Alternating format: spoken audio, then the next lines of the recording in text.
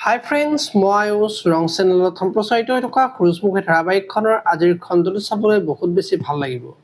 কিয়নো যোৱাটো খণ্ডত অংশু ঘৰলৈ আহিছিল আৰু তেতিয়া শেৱালিৰ কথা পুৱতি সোধাত শেৱালিয়ে যে ক্লাউড কিটচেন খুলিছে সেই কথাটো কোৱাত অংশুই তাই এই সময়ত এইবিলাক কৰিলে মানুহে আমাক হাঁহিব দেখোন বুলি পুৱতিৰ আগত কোৱা দেখিবলৈ পাইছিল। আজিৰ খণ্ডটোত অংশু দেউতাকৰ ওচৰলৈ যাব আৰু তেতিয়া দেউতাকে অংশুক খং কৰিব আৰু নমতা দেখি অংশুই দেউতাকক মোক তুমি সেইদিনা পইচা দিব নোৱাৰো বুলি কোৱাৰ কাৰণে তুমি মোক খং কৰিছা আৰু সেইকাৰণে মোৰ লগত ফোনত কথাও নপতা হলা বুলি কব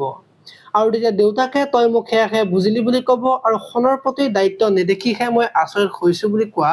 দেখিবলৈ পাব। এইফালে আকৌ শেৱালিয়ে আজি যাদৱক ডেলিভাৰী দিবলৈ ফোন কৰিব আৰু তেতিয়া যাদৱে যাব নোৱাৰিম বুলি কব আৰু তেতিয়া শেৱালিয়ে নিজে ডেলিভাৰী দিবলৈ যাব আৰু তেতিয়া অংশুৱে দেখি দেউতাকৰ আগত শেৱালিক এইবিলাক কিয় কৰিব দিছা, মানুহে দেখিলে হাঁহিব বুলি কব আৰু তেতিয়া দেউতাকে নিজে যিটো কামত পাকৈত সেইটো কামক উপাৰ্জনৰ পথ হিচাপে বাছি লৈছে, এয়া লাজৰ কথা নহয় বুলি কব আৰু আমি শেৱালিক গৌৰৱে কৰিব লাগে বুলি কোৱা দেখিবলৈ পাব। আপোনালোকে সূৰুযমুখী ধাৰাবাহিকখন চাই কেনেকুৱা পায় কমেন্ট কৰি জনাব আৰু যদি আপোনালোকে এতিয়ালৈকে চেনেলটো ছাবস্ক্ৰাইব কৰা নাই তেতিয়াহ'লে চেনেলটো ছাবস্ক্ৰাইব কৰি বেল আইকনটো প্ৰেছ কৰি দিব। ধন্যবাদ।